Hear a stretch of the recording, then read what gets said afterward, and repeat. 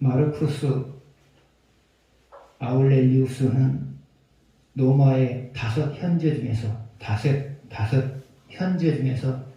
한 사람입니다. 그리고 그는 탁월한 전사이기도 하고요. 또 철학자이기도 했습니다.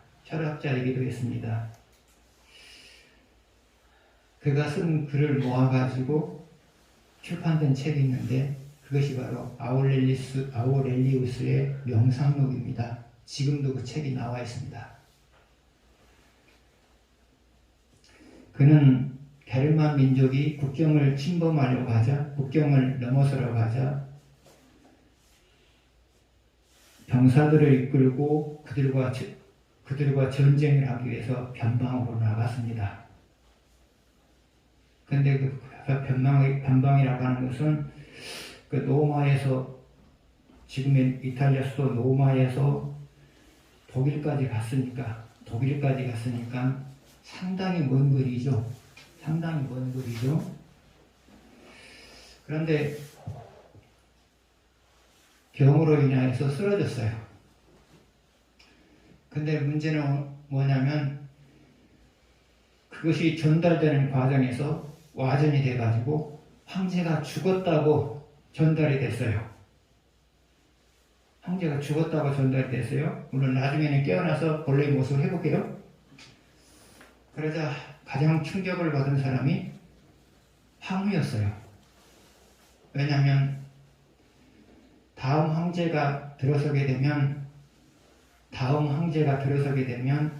자기 가족이 살아남을 가능성이 거의 없거든요. 왜냐하면 전 황제의 가족들을 살려두는 것을 부담스러워해요. 언제든지 그 사람들을 매개해서 반역을 일으킬 수가 있으니까요. 근데 당시에 로마 황제들은 아들에게 세습을 하는 법이 거의 없었어요. 평소에 황제가 될 만한 실력을 갖춘 사람을 자기의 양자로 삼아요. 그런 다음에 자기가 죽은 다음에 그 사람에게 이제 황위를 물려주는 거예요. 아들에게 세습되는 경우는 거의 없었어요. 로마가 장기간 동안 부흥을 할 수 있었던 이유가 바로 그거예요. 아들에게 물려주지 않냐고 황제로서 역할을 할 수 있는 실력이 있는 사람을 양자로 들여가지고 그 사람에게 물려준 것, 이것이 로마의 장점이었어요. 그런데 아우렐리우스는 자기 아들에게 황위를 물려주고자 하는 마음이 있었어요. 그래서 다른 곳에서 양자를 들이지 않았단 말이죠. 그러나 그 시점에서 아우렐리우스의 아들 코모도스는 나이도 어렸을 뿐만 아니라 황제가 될 준비가 전혀 안 된 상태였어요. 그리고 여러 가지 이유로 인해서 황제가 될 수도 없었어요. 아무튼 이제 황후는 고민을 해요. 어떻게 하면 내 가족을 살릴 수 있을까 고민을 해요. 그래서 당시에 2인자를 찾아가요. 그러니까 황후가 보기에는 그 사람이 이제 차기 황제가 될 확률이 높기 때문에 당시 2인자를 찾아가요. 그리고 2인자하고 거래를 해요. 당신이 황제에 오른 데 있어서 나는 많은 도움을 아끼지 않겠다. 대신 내 가족들을 살려달라. 이렇게 서로 간에 모두에 거래를 해요.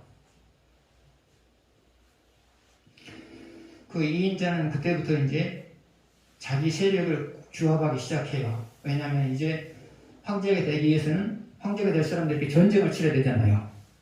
지금 이제 후계자가 없기 때문에 전쟁을 치러야 되잖아요. 그래서 2인자도 발빠르게 움직였어요. 자기가 규합할 수 있는 세력들을 다 규합을 했어요. 그런데 문제가 생겼어요. 황제가 살아있다는 것을 알게 되었어요. 이제 2인자도 난처하게 됐어요. 황제의 의중은 아들에게 지금 황위를 물려주려고 하는 거잖아요. 그렇기 때문에 본의 아니게 지금 반역이 돼버린 거예요. 그래서 칼을 빼가지고 꽂을 수 없는 그런 상황이 돼버렸어요. 죽잖아요. 그래서 아무튼 노가인은 잠시 동안이나마 인정하든지 인정하지 않든지 황제가 둘인 상태가 되어버렸어요.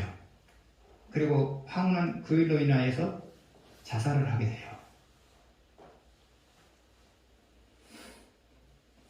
의도한 것이든지 의도하지 않았던 것인지 그 거짓말로 인하여서 노아는 한때 혼란에 빠졌고요.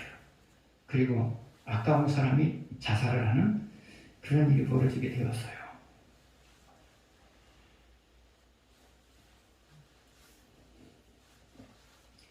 오늘날 거짓말은 두 가지 종류라고 말할 수가 있겠죠. 일반적인 거짓말이 있고요. 종교적인 거짓말이 있고요. 그런데 어느 거짓말이든지 간에 그 거짓말에 속아 넘어가게 되면 피해를 입게 되어 있어요. 그래서 여러분들이 거짓말로 인해서 피해를 입지 않으시려면 거짓말을 분별해낼 수 있는 분별력을 항상 가지셔야 돼요. 얼마든지 여러분은 그런 분별력을 가질 수가 있어요. 왜냐하면 위에 하나님 계시기 때문에 얼마든지 그런 분별력을 가질 수 있어요. 하나님 계시잖아요. 하나님께 물으시면 되잖아요. 깨름지감 하나님께 물으시면 되잖아요. 오늘 본문도 보면 그런 내용이 나와요. 거짓 선지자들이 거짓 예언을 해요. 그랬을 때 에레미야 선지자는 거짓 예언을 믿지 말라고 해요. 거짓 예언을 믿게 되면 나라가 여러 가지로 힘들어진다고 말을 해요. 오늘 본문에도 보면 거짓말에 대해서 지금 언급을 하고 있거든요. 나중에 우리가 이제 또 그 부분을 살펴볼 거예요. 아무튼 여러분, 거짓말에 당하게 되면 손해가 커요. 손해가 커요. 그래서 깨림칙하면 항상 하나님께 물어보세요. 자기 거짓말입니까? 참말입니까? 8절을 다시 한번 보겠습니다.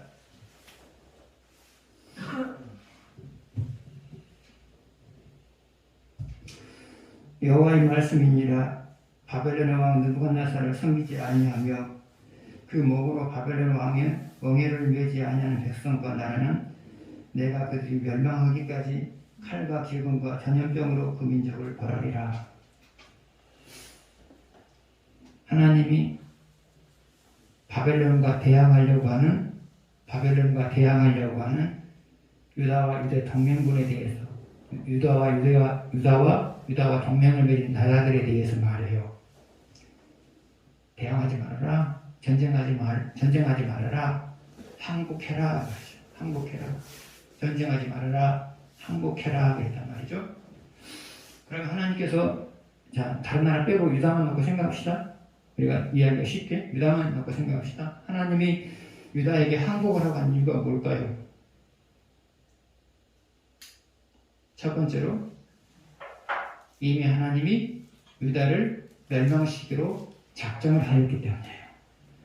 이미 하나님이 유다를 멸망시키기로 작정을 하였기 때문이에요. 그래서 하나님이 작정하게 되면 그 무엇도 그 작정한 것을 변개시킬 수가 없어요. 작정해버리면요. 작정하기 전까지는 여러분이 노력해서 그것을 바꿀 수가 있는데 일단 작정을 해버리면 그때 끝나는 거예요. 그래서 하나님이 유다에게 니네들 바벨론과 싸우지 말고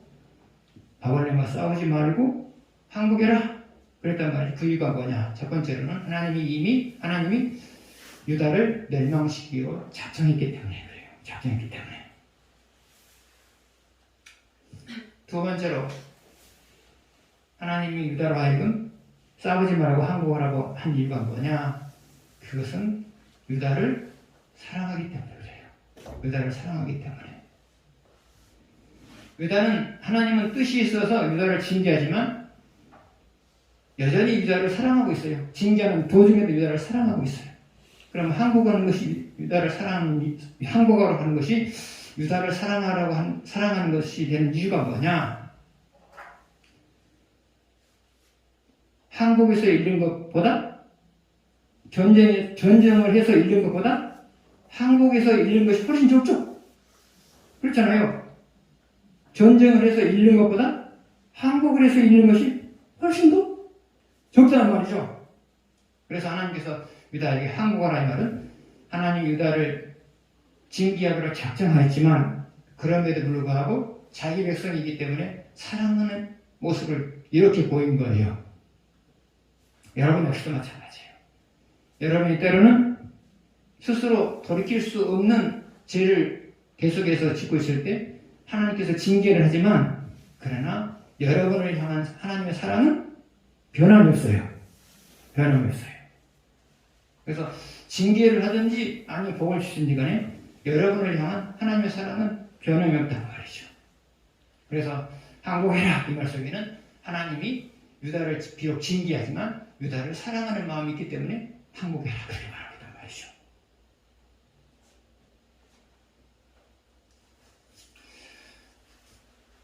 그런데 오늘 8절 말씀을 보게 되면 항복하지 아니하고 전쟁을 하게 되면 하나님께서 멸망시키겠다 그랬죠? 멸망시키겠다고 그랬죠? 공격해서 멸망시키겠다 그랬죠? 그럼 여기서 멸망시킨다고 하는 것은 무엇을 의미할까요? 어차피 멸망되는 거잖아요. 멸망시킨다고 하는 것은 무엇일까요? 항복에서 잃게 되는 것보다 전쟁에서 잃게 되는 것이 항복에서 잃게 되는 것보다 전쟁에서 잃게 되는 것이 훨씬 많게 만들겠다 이게 그 말이죠. 어차피 항복을 하나 전쟁에서 전쟁에서 지나 멸망하는 것은 같잖아요. 그래서 여기서 멸망시킨다는 말은 그 말이에요. 너희들이 항복하지 않냐고 전쟁을 하게 되면 항복을 한 것보다 훨씬 더 많은 손실을 있게 만들겠다 이게 그 말이란 말이죠. 실제로 그랬죠.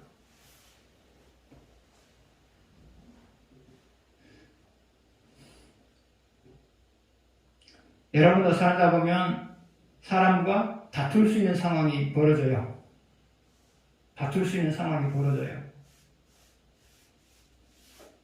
그때 여러분들은 잘 분별을 하셔야 돼요. 하나님이 이 사람과 계속 다투기를 원하는가? 아니면 손해를 보더라도 머리를 숙이고 화해하기를 원하는가? 여러분 이것을 잘 구별하셔야 돼요. 그래서 하나님이 다투라고 하면 계속해서 다투시는 거예요. 다투면 하나님께서 이기게 만들거든요. 근데 하나님께서 여러분이 손해를 보더라도 머리를 숙이고 화해하라고 했는데 여러분이 싸웠다. 그러면 여러분이 그 사람에게 머리를 숙일 수밖에 없는 상황을 하나님 만들어가요. 그래서 여러분 잘 싸운다고 하는 것은 뭘까요? 하나님이 싸우라고 하면 싸우는 거고요. 화해하라고 하면 화해하는 거예요. 이게 잘 싸우는 거예요. 잘 싸우는 사람이 꼭 이기는 거 아니에요? 잘 싸우는 것이 이기는 거 아니에요. 잘 싸우면, 싸우지 말아야 될 때 싸우면 나에게 남는 것은 상처밖에 없어요. 그래서 사람이 잘 싸운다고 하는 것은 뭐냐? 하나님이 싸우라고 하면 싸우고 하나님께서 화해하라고 하면 손해를 보더라도 머리를 숙이고 화해하는 거예요. 이게 잘 싸우는 사람이에요. 잘 싸우는 사람이에요. 여러분 다툴 수 있는 상황이 주어지면 잘 분별하셔야 돼요. 그러면 하나님께서 싸우라고 하는지 화해하라고 하는지를 우리가 어떻게 분별할 수 있느냐? 첫 번째로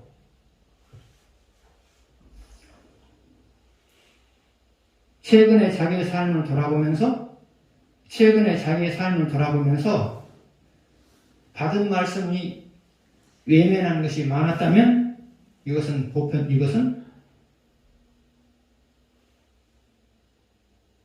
싸우지 말고 화해하라는 거예요.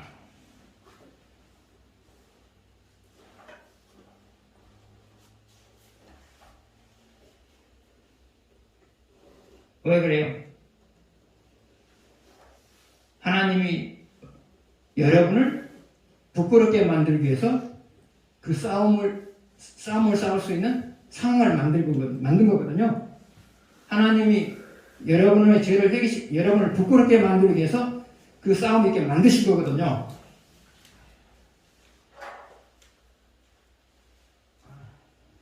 그래서 여러분 싸움이 시작되려고 하는 순간에 한번 먼저 자기 최근의 삶을 돌아보십시오. 내 삶이 받은 말씀을 외면하는 것이 현저하게 되면 하나님께서 나를 회개시키기 위해서 이 사건을 만드셨구나. 그러므로 이것은 내가 싸워야 되는 것이 아니라 어떤 식으로 이 사람하고 화해를 해야 될 일이구나. 그렇게 판단하셔야 돼요. 그래놓고 최종적으로 보세요. 하나님 이 싸움이 그래놓고 이제 최종적으로 이제 한번 물어보는 거예요. 하나님 이 싸움이 나를 부끄럽게 하게 하는 것입니까? 아니면 저 사람을 제압하기 위해서 제압하여서 나를 더 높여주게 하는 것입니까? 최종적으로 이렇게 물어보는 거예요, 여러분. 이게 이제 첫 번째 분별하는 방법이에요. 두 번째 분별하는 방법은 뭐냐? 내 마음의 상태를 내 마음의 상태의 변화를 보면서 분별하는 거예요. 여러분이 싸우려고 할 때 마음이 편하면 싸우는 거예요. 그런데 여러분이 싸우려고 할 때 마음이 편하지 않는다. 그거는 싸우지 말라는 거거든요. 싸우지 말라는 거거든요. 그래서 여러분 다투어야 될 상황에서 싸워야 될 건지 싸워야 될 것인지 싸우지 말아야 될 것, 한번 싸우지 말아야 될 것인지 잘 분별하셔야 돼요. 잘 분별하셔야 된단 말이죠. 그래야 여러분이 인생을 잘 살아낼 수가 있어요. 아무 때나 싸우면 안 돼요. 여러분 부끄럼 당하잖아요. 부끄럼 당할 확률이 많잖아요. 아무 때나 싸우면 안 돼요. 싸우라고 할 때만 싸우시고요. 싸우지 말라고 하게 되면 조금 자존심 상하더라도 머리를 숙이고 화해를 하세요. 그러셔야 돼요. 그것이 하나님 앞에서 바른 삶이고요. 내가 손해를 덜 보면서 인생을 살아갈 수 있는 비결이에요.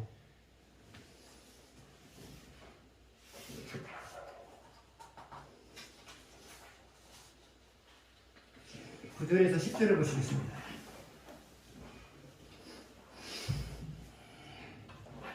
같이 읽겠습니다.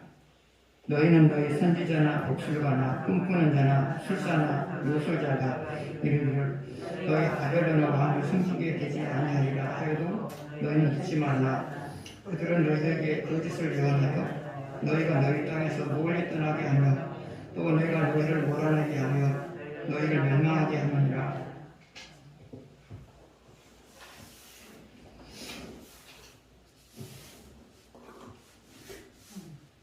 방금 읽은 말씀의 핵심은 거짓 예언을 믿지 말라는 거예요. 거짓 예언을 믿지 말라는 거예요. 그러면 거짓 예언이라고 하는 것은 무엇이느냐? 우리는 바벨론을 섬기지 않게 될 거다. 그 거짓 예언이란 말이죠. 우리는 바벨론을 섬기지 않게 될 거다. 이것이 바로 거짓 예언이었어요. 그러나 다른 예언은 무엇이었어요? 앞으로 70년 동안 유다가 바벨론을 섬기게 될 것이다. 이것이 참 예언이고요. 거짓 예언은 우리들은 바벨론을 결코 섬기지 않게 될 거다. 이 거짓 예언이었단 말이죠. 거짓 예언의 구체적으로 설명하면 다음과 같아요. 우리는 바벨론에 의해서 바벨론과 비교해서 힘이 약한 것은 사실이지만 우리를 사랑하시는 하나님이 넉넉히 이기게 할 것이다. 이 말이죠, 이것이. 그죠? 저기는 그렇게 표현이 안 됐지만 우리는 바벨론을 섬기지 않게 될 것이다. 이 말은 뭐냐면 우리는 군사적인 힘을 비교할 때 바벨론보다 훨씬 뒤떨어지지만 그럼에도 불구하고 우리를 사랑하신 하나님이 함께 하심으로 우리는 바벨론과 전쟁에서 이기게 될 것이다. 솔깃한 이야기죠. 그렇잖아요. 솔깃한 이야기잖아요.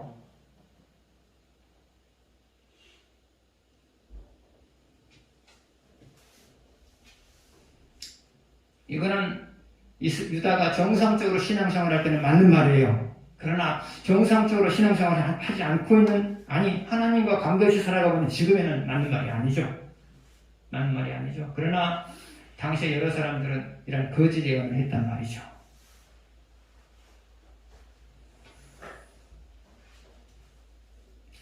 그러면 이런 거짓 예언을 받아들였을 때 나타나는 현상은 무엇이냐?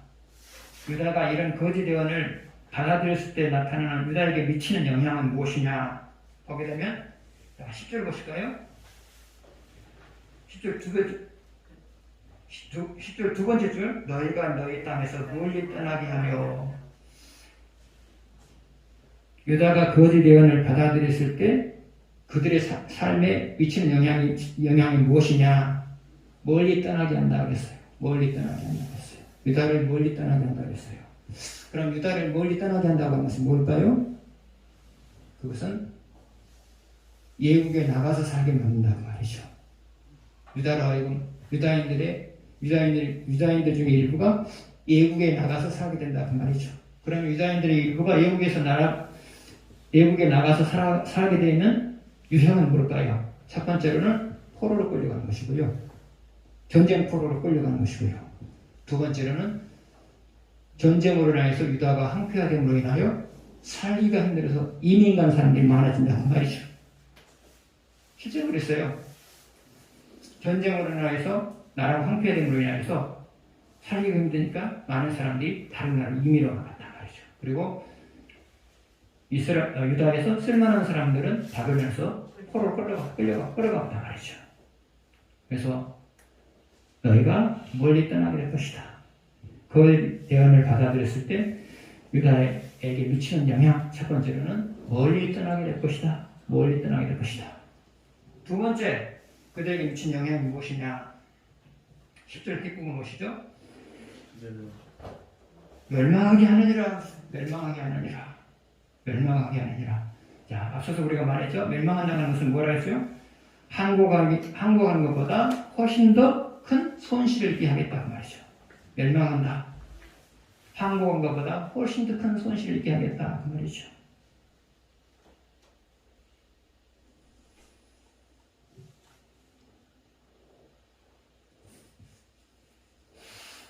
그러면 오늘을 살아가고 있는 여러분에게 있어서 거짓 대언은 무엇일까요? 첫 번째로 예수님을 믿기만 하면 모든 것이 잘 된다는 생각이에요. 예수님을 믿기만 하면 모든 것이 잘 된다는 생각이에요. 그러나 이것은 거짓 대언이에요. 예수님을 믿으면 천국 갈 수 있는 자격을 얻는 것이지 예수님을 믿는다고 해서 모든 것이 잘 되는 건 아니잖아요. 그럼 모든 것이 잘 된다면 어떻게 돼요? 예수님을 믿되 잘 믿어야 모든 것이 잘 되죠? 그러면 예수님을 믿되 잘 믿는다고 하는 것은 뭐죠?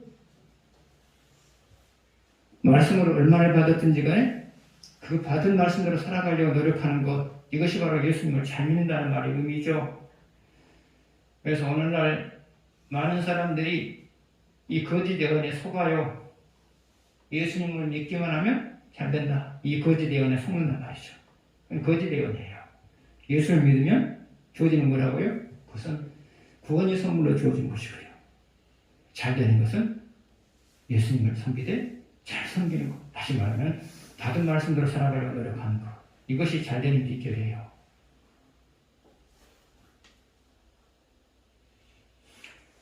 두 번째로 오늘날 거짓 예언은 무엇이냐? 하나님은 자기 백성을 사랑하기 때문에 징계하시지 않는다. 이것이 두 번째 거짓 예언이에요. 하나님은 자기 백성을 징계를 해요. 왜 징계를 해요? 많이 사랑하기 때문에 징계를 해요. 많이 사랑하기 때문에 징계를 해요. 그러면 하나님께서 자기 백성을 징계하는 것이 많이 사랑한다고 하는 것은 많이 사랑한다는 이유는 뭐냐? 첫 번째로는 파국을 면하게 하기 위해서 징계를 하시는 거예요. 그대로 놔두면 망하거든요. 그러니까 망하기 전에 건드리는 거예요. 돌아서라고. 그대로 놔두면 망하잖아요. 그러니까 망하지 말게 하기 위해서 그 전에 건드려가지고 돌아서게 만드는 거예요. 이게 징계란 말이죠. 그래서 여러분, 징계는 하나님은 사랑하는 자를 징계해요. 사랑하기 때문에 징계한단 말이죠. 그러면 징계가 또 하나 사랑의 이유가 뭐냐? 회복시킨 이후에, 징계를 통하여서 신앙을 회복시킨 이후에 이전보다 복된 삶을 살게 만들기 위해서 징계하신 거예요. 하나님께서 징계를 통하여서 신앙을 회복시킨 이후에 이전보다 복된 삶을 살아가게 만들기 위해서 징계를 하시는 거예요. 세 번째로, 하나님은 징계를 통하여서 신앙을 회복시킨 다음에 이전보다 더 큰 일에 쓰시기 위해서 징계하신 거예요. 징계가 사랑이에요, 아니에요? 사랑이죠. 그런데 많은 사람들이 하나님은 우리를 너무 사랑하기 때문에 징계하시지 않는다. 그렇게 말을 해요. 거짓 예언이에요. 거짓 예언이란 말이죠. 여러분의 마음속에도 이런 생각이 있을 수 있어요. 죄를 지어놓고도 하나님은 나를 사랑하시기 때문에 징계하지 않을 거야. 착각이에요. 아니요. 하나님을 사랑하기 때문에 여러분의 작은 죄에 대해서도 징계를 하세요. 왜요? 놔두면 망하니까. 사랑하기 때문에요.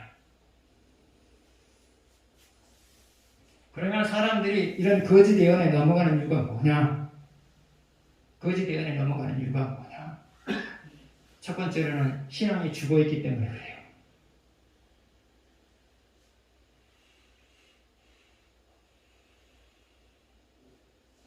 신앙이 죽어있는 사람의 특징이 뭐냐?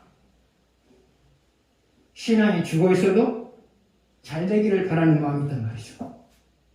여러분도 그런 마음 있으시죠? 신앙생활을 잘하고 있을 때도 잘 되고 잘 되기를 바라는 마음이 있고요.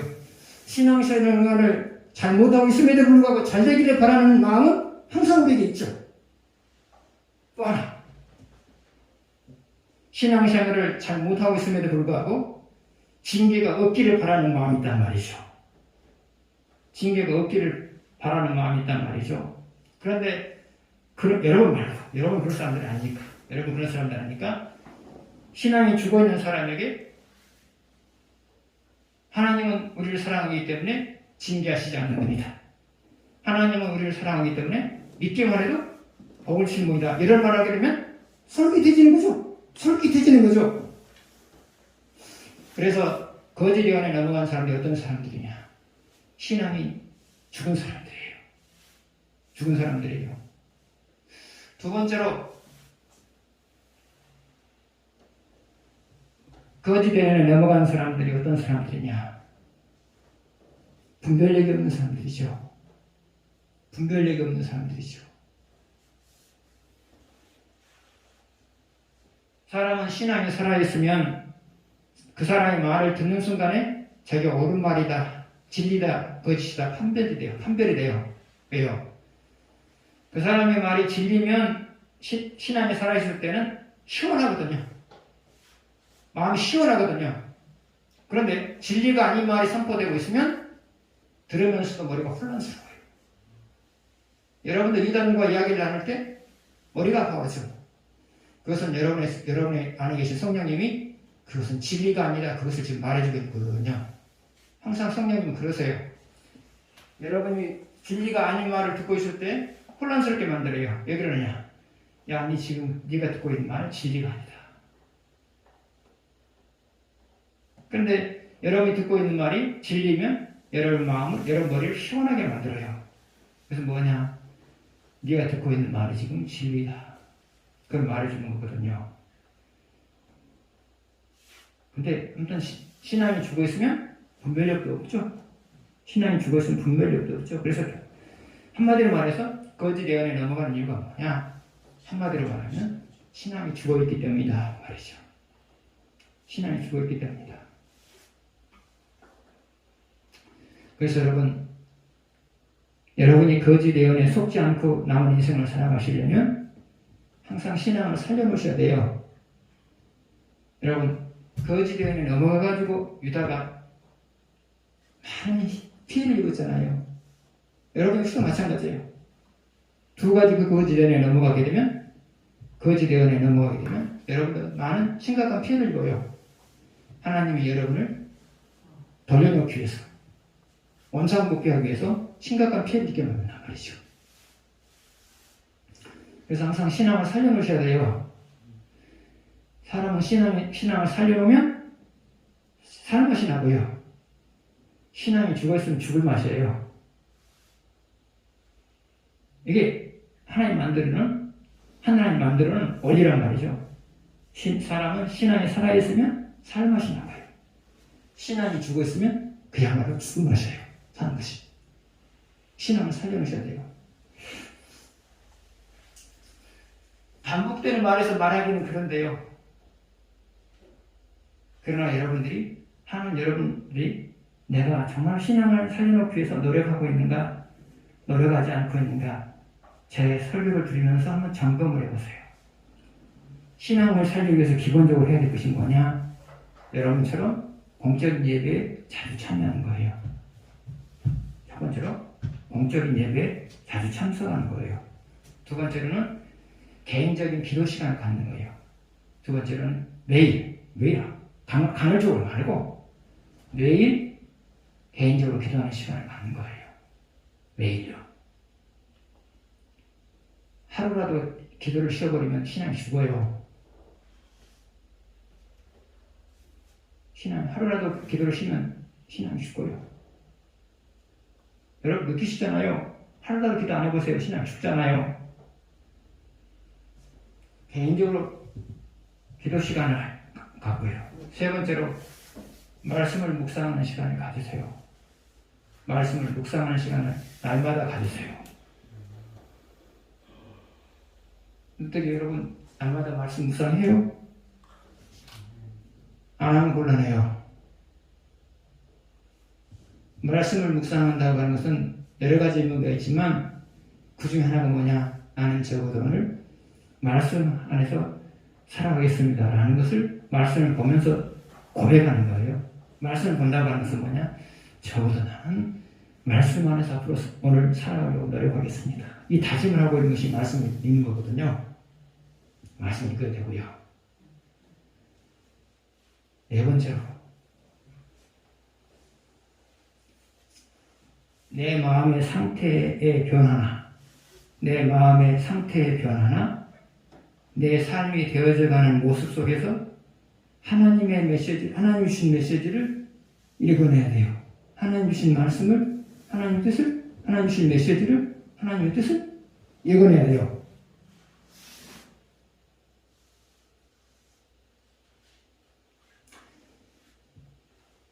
여러분의 마음이 불편하거나 좋지 않은 일이 발생한다. 그 속에 담겨져 있는 하나님 메시지는 그거예요. 네가 아직 회개하지 않고 고집 부리고 있는 일이 있다. 네가 아직 회개하지 않고 고집 부리고 있는 일이 있다. 그것을 찾아내서 회개하라. 그거거든요, 여러분.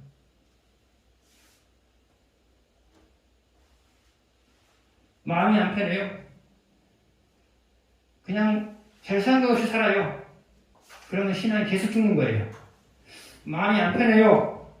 근데 개의치 않고 계속 살아가요. 그러면 점점 신앙이 죽어가는 거예요, 여러분. 조그만 좋지 않은 일이 발생해요. 근데 내가 살아가는데 별 문제가 안 되거든요. 그것을 방치하게 되면 어떻게 되느냐? 계속해서 신앙이 더 죽어가는 거예요.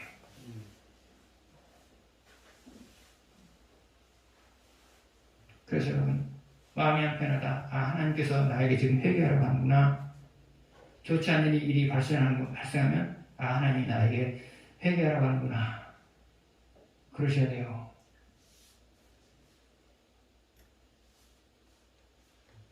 예배에 참석하고 기도하고 말씀을 묵상해도 이 네 번째 단계의 것이 없으면 신앙이 살기가 힘들어요. 신앙이 죽었다고 봐야죠. 신앙이 죽어있다고 봐야죠. 네 가지 하실 거죠? 네 가지 하실 거죠? 그러면 신앙이 살고요. 안 하면 죽고요. 마음대로 하세요. 이것을 하면 신앙이 살고요. 이거 안 하면 신앙이 죽고요. 근데 신앙이 살면 사는 맛이 나고요. 죽으면 사는 것이 죽을 맛인 거예요. 선택은 여러분이 하시는 거예요. 선택은 여러분이 하시는 거예요. 어느 교회에서도 이만했다 하면 또 내가 못 올리니까.